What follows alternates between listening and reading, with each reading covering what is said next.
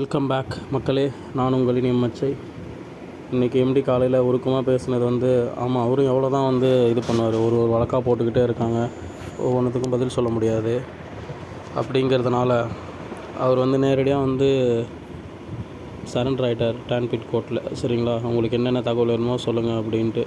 அதில் ஒரு ரிமாண்ட் பண்ணி கூட அவங்க விசாரிக்கிறதுக்கான வாய்ப்பு இருக்குது. இது எல்லா கேஸும் முடிச்சுட்டு அதுக்கப்புறம் தான் அவர் நமக்கு நம்முடைய வருமானங்களை கொடுத்து நிறுவனத்தை சிறப்பாக நடத்துவார் அப்படிங்கிற தகவலும் சொல்லியிருக்காரு.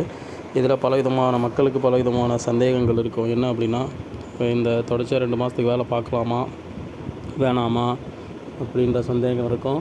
அடுத்தபடியாக ஏற்கனவே நிறையா வேலைகளில் சேர்ந்துருக்கு. அடுத்தபடியாக என்ன ஆக போகுது அடுத்து அப்படிங்கிற ஒரு பெரிய குழப்பமாக இருக்கும். அதை பற்றிய முழுமையான தகவல் இன்னும் நமக்கும் கிடைச்ச உடனே கண்டிப்பாக நம்ம சேனலில் ஒவ்வொரு நாளும் மைவித்திரி சம்மந்தமான எந்த தகவல் கிடைச்சாலும் நான் நம்மளுடைய சேனல் ஒளிபரப்புவேன். அதை பார்த்து நீங்கள் என்ன ஸ்டேட்டஸில் என்ன நிலமையில் இருக்குதுன்னு தெரிஞ்சுக்கலாம். இது உண்மையிலே எல்லாருக்குமே வருத்தமான ஒரு செய்தி தான். ஆனாலும் இந்த நேரத்தில் வேறு வழி இல்லை. நம்ம கம்பெனிக்கும் எம்டிக்கும் சப்போர்ட் பண்ணி தான் ஆகணும்.